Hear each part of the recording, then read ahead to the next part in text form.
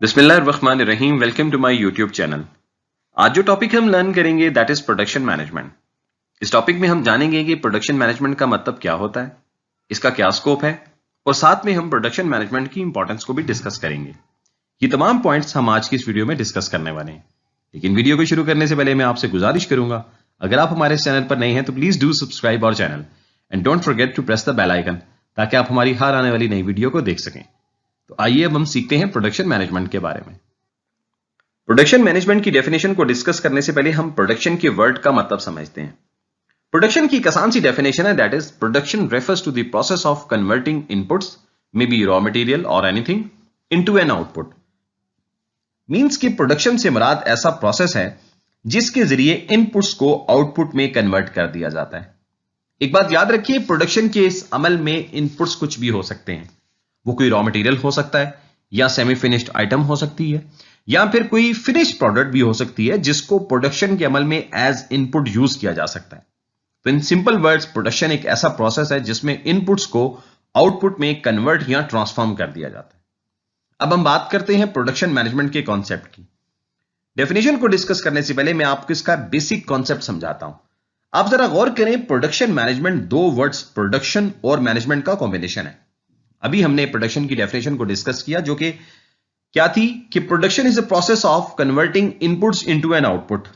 Where जब हम management की बात करते हैं तो management is basically a process of planning, organizing, leading and controlling. Means कि अगर आपने कोई भी काम करना है तो उसको करने के लिए आपको मैनेजमेंट करनी पड़ेगी, यानी कि पहले से प्लानिंग करनी पड़ेगी कि क्या काम करना है, कौन कौन से रिसोर्सेज रिक्वायर्ड है उस काम को करने के लिए। फिर इस बात की भी पहले से ही प्लानिंग करनी पड़ेगी कि किस रिसोर्स को कैसे यूटिलाइज करना है।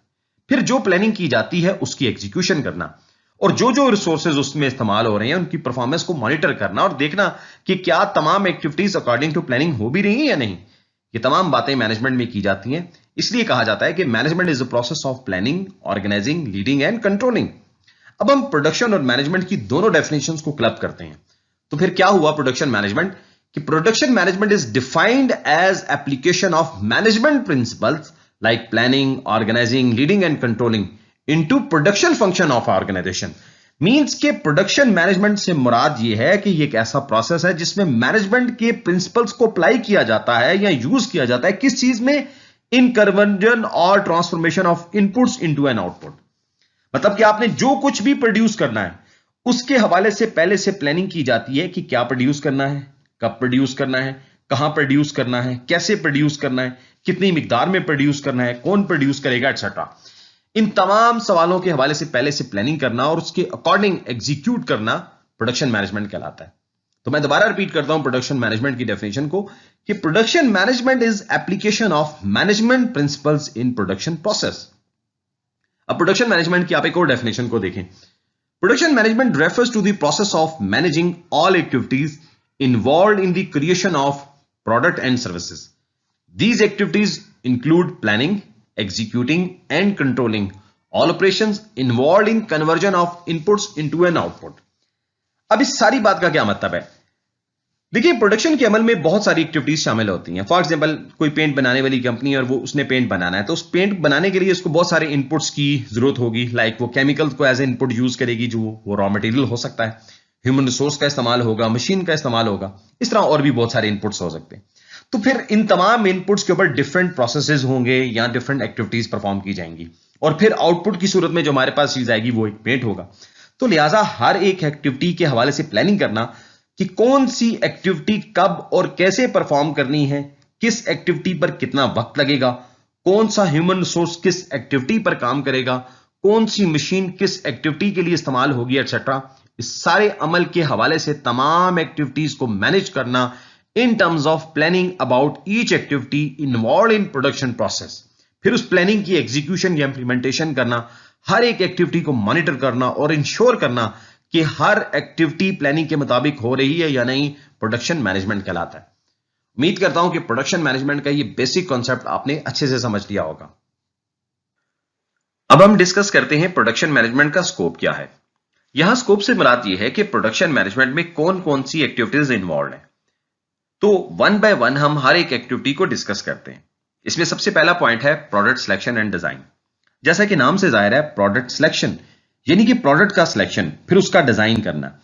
देखिए, सबसे पहले यह डिसाइड किया जाता है कि हमने कौन सी प्रोडक्ट बनानी है, और प्रोडक्ट बनाने से पहले बाकायदा मार्केटिंग रिसर्च की जाती है, जिसके जरिए यह मालूम किया जाता है कि जो हमारे टारगेटेड कस्टमर हैं उनकी क्या नीड्स एंड वांट्स हैं, और वो उन नीड्स एंड वांट्स की फुलफिलमेंट के लिए कौन सी प्रोडक्ट चाहते हैं। तो मार्केटिंग रिसर्च की बेस के ऊपर हम प्रोडक्ट के बारे में डिसाइड कर लेते हैं कि हमें कौन सी प्रोडक्ट बनानी है जो हमारे टारगेट कस्टमर की नीड्स एंड वांट्स को पूरा करेगी, और फिर उसकी क्वालिटी क्या होनी चाहिए, उसका डिजाइन कैसा होगा, उसकी पैकेजिंग कैसी होगी। तो फिर जब आप ये सिलेक्शन कर लेते हैं तो आप एक प्रोटोटाइप सबसे पहले बनाते हैं। ऐसा नहीं है कि आप फौरन लार्जर स्केल पर प्रोडक्शन करना शुरू कर देते हैं, आप एक सैंपल बनाते हैं और फिर उस सैंपल प्रोडक्ट का एनालिसिस किया जाता है और आप उसको रिव्यू करते हैं, एनालाइज करते हैं, देखते हैं कि क्या वो प्रोडक्ट वाकई में टारगेट कस्टमर को अट्रैक्ट करेगी या उनकी नीड्स एंड वांट्स को फुलफिल करेगी। अगर तो वो प्रोडक्ट कस्टमर की नीड्स एंड वांट्स को फुलफिल कर रही होती है तो इसका मतलब ये है कि आपकी जो फाइनल प्रोडक्ट तैयार होगी वो कस्टमर फौरन खरीदेगा और वो उससे सेटिस्फाई होगा।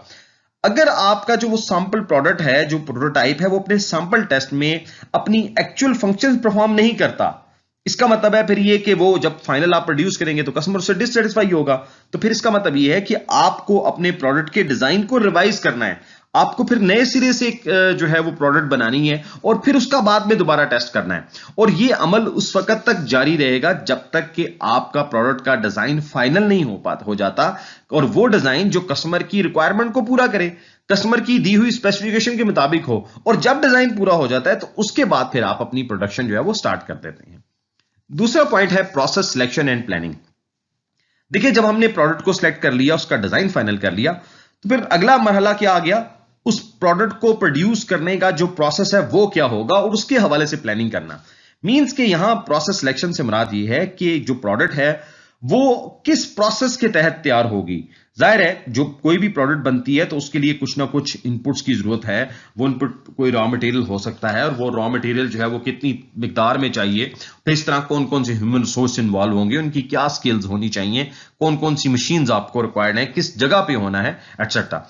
तो फिर इन तमाम इनपुट्स जो भी इन्वॉल्व होते हैं इस प्रोडक्शन में, इनके ऊपर कोई ना कोई प्रोसेस किया जाता है। ये कोई केमिकल प्रोसेस भी हो सकता है या कोई मैकेनिकल प्रोसेस वगैरह भी हो सकता है, जिसके जरिए इनपुट्स को चेंज कर दिया जाता है इनटू फाइनल प्रोडक्ट। इसी को प्रोडक्शन का नाम दिया जाता है। अब जब जो प्रोसेस सिलेक्शन हो जाती है तो इसके साथ फिर प्लानिंग भी की जाती है, यानी कि प्रोडक्ट अपने प्रोड्यूस होने के प्रोसेस में किन किन मराहिल से होकर गुजरेगी, किस मरहले पर कितना वक्त लगेगा। यानी कि प्रोडक्शन मैनेजमेंट में हम ये डिसाइड करते हैं कि एक प्रोडक्ट किस सीक्वेंस से अपनी तैयारी के मरहले में गुजरेगी। इसी को सिलेक्शन प्रोसेस एंड प्लानिंग का नाम दिया जाता है। अगला जो पॉइंट है प्रोडक्शन मैनेजमेंट के स्कोप में, दैट इज फैसिलिटीज लोकेशन। मैं यहां पे आपको फैसिलिटीज लोकेशन का मतलब पहले समझाता हूं। फैसिलिटीज लोकेशन से मुराद ये होती है कि it determines the best geographical site for a firms operation और प्रोडक्शन। मैं इस बात को आपको एक्सप्लेन करता हूं। देखिए, जैसा कि मैंने आपसे पहले कहा, एक प्रोडक्ट अपनी तैयारी के अमल में मुख्तलिफ मराहिल से होकर गुजरती है।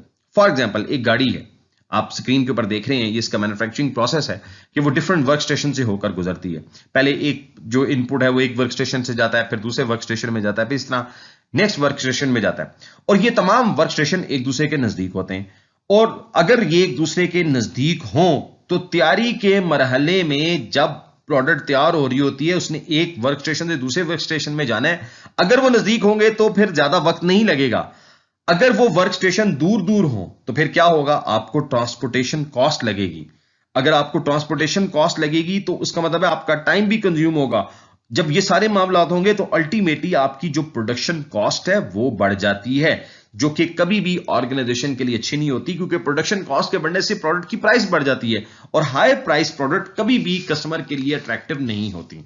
तो इसलिए फैसिलिटीज लोकेशन के अंदर आप ये भी देखते हैं कि जो जो वर्क स्टेशन उस प्रोसेस के अंदर, प्रोडक्शन प्रोसेस के अंदर शामिल हो रहे हैं, वो एक दूसरे के नजदीक हो, ताकि प्रोडक्ट को अपनी तैयारी के मरहले में एक वर्क स्टेशन से दूसरे वर्क स्टेशन में जाने में ज्यादा वक्त ना लगे, ताकि हमारी जो प्रोडक्शन कॉस्ट है वो कंट्रोल रहे।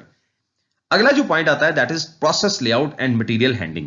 अब इससे मुराद ये है कि प्रोडक्शन के अमल में जो सिमिलर टाइप की एक्टिविटीज होती हैं उनको एक ही जगह परफॉर्म किया जाता है। इसका फायदा ये होता है कि मटेरियल हैंडलिंग बहुत आसान हो जाती है, क्योंकि जब एक ही तरह की एक्टिविटीज एक ही जगह पर हो रही होती हैं और उसके रेलिवेंट जो भी मटेरियल आपको रिक्वायर्ड होता है उस जगह पर अवेलेबल होता है, और अगर सिमिलर प्रोसेस डिफरेंट लोकेशंस पर एग्जीक्यूट हो रहे हो तो उससे फिर क्या होगा, मटेरियल हैंडलिंग जो है वो बहुत ज्यादा मुश्किल हो जाती है। इसी तरह नेक्स्ट पॉइंट है, that is very important point है, ये प्रोडक्शन मैनेजमेंट के अंदर जो अपना एक वो रोल प्ले करती है, जो उसका स्कोप है, वो है कैपेसिटी प्लानिंग। देखिए, कैपेसिटी प्लानिंग का मतलब ये होता है कि आप ये देखते हैं कि आपकी प्रोडक्शन की कैपेसिटी क्या है या कितनी होनी चाहिए, या आप कितने नंबर ऑफ जो यूनिट्स हैं वो प्रोड्यूस कर सकते हैं पर आवर के हिसाब से, पर डे, पर मंथ या पर ईयर। क्योंकि हर प्रोडक्शन की अपनी कैपेसिटी होती है कि वो कितने नंबर ऑफ यूनिट्स जो है वो प्रोड्यूस कर सकता है, चाहे वो पर आवर के हिसाब से है या पर डे के हिसाब से। इसी को कैपेसिटी प्लानिंग कहा जाता है और ये बहुत एसेंशियल है प्रोडक्शन के अंदर, क्योंकि आपको अपनी प्रोडक्शन कैपेसिटी का अगर पता होगा तो फिर आप इसी के अकॉर्डिंगली कस्टमर से ऑर्डर रिसीव करते हैं और कस्टमर की रिक्वायरमेंट को पूरा कर सकते हैं। अगर कस्टमर की डिमांड ज्यादा है और आपकी प्रोडक्शन कैपेसिटी कम है तो फिर आपको कस्टमर के ऑर्डर को डिले करना पड़ेगा। और जब आप अपनी कैपेसिटी प्लानिंग कर लेते हैं और फिर इसके अकॉर्डिंगली आप ऑर्डर रिसीव करते हैं तो फिर क्या होगा, आप कस्टमर को इन टाइम डिलीवरी जो है वो दे सकते हैं। और यही चीज आपके लिए एक बड़ी इंप्रेसिव होती है और अट्रैक्टिव होती है, जिससे कस्टमर जो है वो आपसे खुश होता है कि जो कमिटमेंट आपने की थी आप उसके मुताबिक ही उसको प्रोडक्शन दे रहे हैं। Next scope is production planning. Production planning से मुराद ये है कि आपने प्रोडक्शन के हवाले से पहले से मुकम्मल प्लानिंग करके रखनी होती है कि आपको जो रॉ मटेरियल या ह्यूमन सोर्स या कोई भी मशीन जो प्रोडक्शन प्रोसेस में इन्वॉल्व हो रही है वो एक सफिशिएंट क्वांटिटी में मौजूद हो। फिर इसके अलावा और भी बहुत सारे इनपुट्स या कोई आइटम हो सकते हैं जो रिक्वायर्ड होते हैं प्रोडक्शन के लिए, वो सब के सब रिक्वायर्ड तादाद में मौजूद होने चाहिए ताकि अल्टीमेटली आपकी प्रोडक्शन जो है वो डिस्टर्ब ना हो। क्योंकि देखिए, अगर हमारे पास रॉ मटेरियल सफिशिएंट मिकदार में मौजूद नहीं होता तो फिर उसे क्या है कि ड्यूरिंग प्रोडक्शन आपको स्टॉप करना पड़ जाएगा। इसी तरह अगर आपके पास स्किल्ड लेबर नहीं है तो फिर उनकी इनएफिशिएंसी की वजह से आपका प्रोडक्शन सिस्टम जो है या प्रोडक्शन प्रोसेस जो है वो मुतासिर हो सकता है। फिर अगर कोई मशीन इस्तेमाल हो रही है प्रोडक्शन के अमल में और उनके अगर आपके पास स्पेयर पार्ट्स मौजूद नहीं है तो ड्यूरिंग प्रोडक्शन अगर मशीन में कोई फॉल्ट आ जाता है, कोई पार्ट खराब हो जाता है, तब भी फिर आपको प्रोडक्शन जो है वो डिसकंटिन्यू करनी पड़ सकती है। तो कहने का मतलब यह है कि प्रोडक्शन प्लानिंग में आप प्रोडक्शन स्टार्ट होने से पहले ये इंश्योर करते हैं कि जो भी इनपुट्स प्रोडक्शन के लिए रिक्वायर्ड हैं वो सफिशिएंट मिकदार में मौजूद हो ताकि बाद में प्रोडक्शन का अमल किसी भी वजह से मुतासिर ना हो। नेक्स्ट पॉइंट है प्रोडक्शन कंट्रोल। देखिए, कंट्रोल से मुराद होती है मॉनिटरिंग, यानी कि प्रोडक्शन के सारे प्रोसेस को मॉनिटर करना। अब क्या चीज मॉनिटर करना, देखिए, आप ये चीज इंश्योर करते हैं कि आपने जो पहले प्लानिंग करके रखी थी प्रोडक्शन की तमाम एक्टिविटीज उसके मुताबिक हो रही है। इसकी छोटी सी एग्जांपल आप ये ले लीजिए कि यहाँ पे प्लानिंग से मुराद ये है कि हमने जो कैपेसिटी प्लानिंग अपनी की थी कि इससे हमने 1 घंटे के अंदर हमने 60 बॉक्सेस बनाने हैं, तो हमें अब फिर ये इंश्योर करना होता है, हमें ये देखना होता है कि क्या हम 1 आवर के अंदर वो 60 बॉक्सेस बना भी रहे हैं या नहीं। अगर कहीं पे कोई डेविएशन है तो फिर आपको उसके अकॉर्डिंगली कोई ना कोई करेक्टिव मेजर लेना पड़ता है ताकि आप अपनी कैपेसिटी के मुताबिक जो है वो प्रोडक्शन दें।